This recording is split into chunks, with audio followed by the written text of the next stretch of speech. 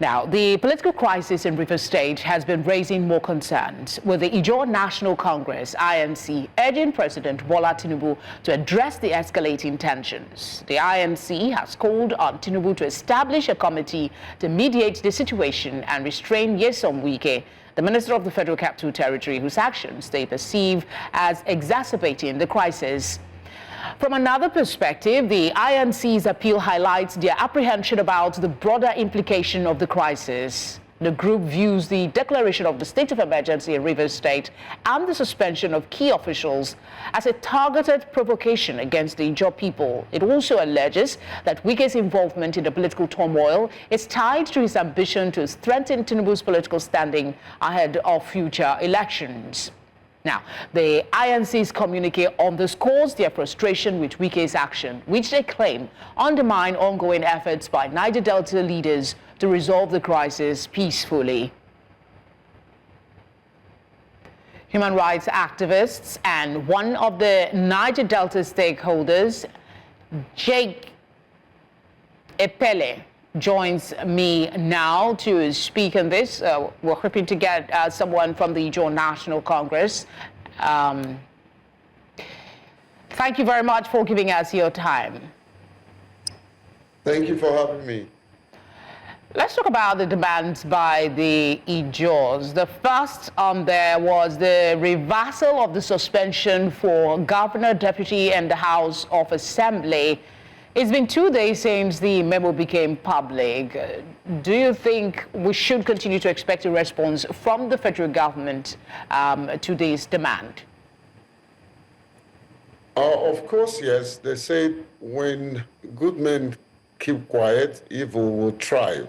I'm not just a human rights activist. I'm a bona fide member of the Ijaw National Congress, and as a matter of fact, I was the secretary of the communique drafting committee.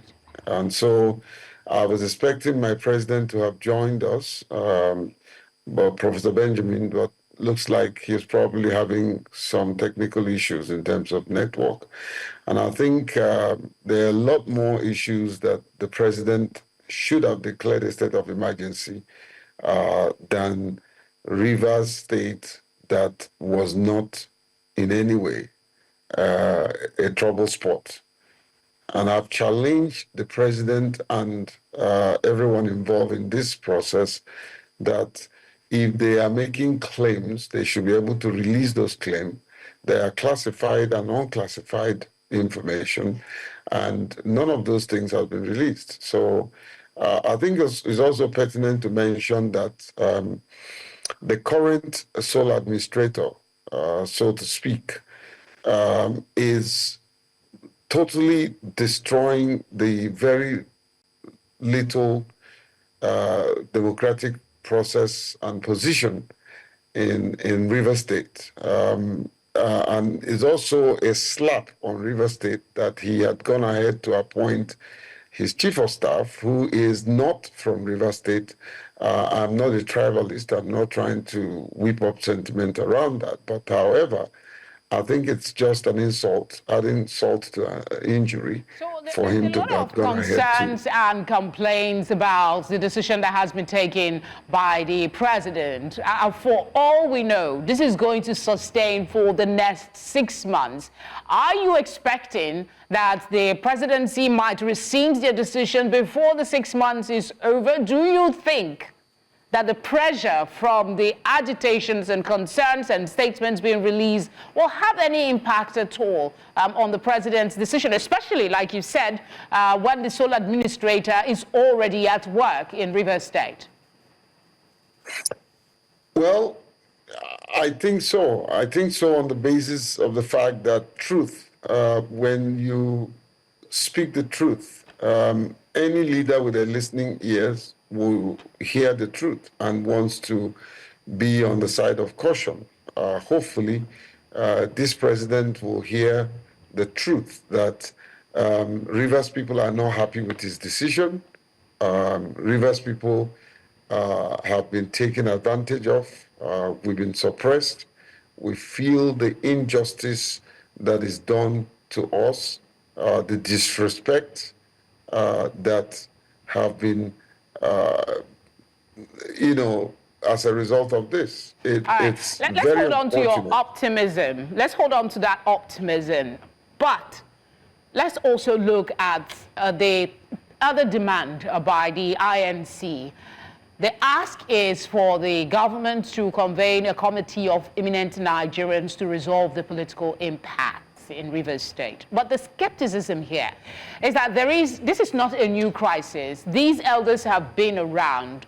What can they possibly do now that has not been previously considered? But then, one would argue that the state of emergency brings a new dimension and parties may be more receptive. How do you respond to these arguments? Well, I can tell you for free that the elders of the community are brothers across board in the Ijaw ethnic group will continue to exert the pressure that we're exerting on the government. Because what, in my opinion, and today I was privileged to host the president of Nigerian Bars Association in my office, and the consensus is that what the president did was unconstitutional. Now, the Ijaw National Congress is not asking the president to set up.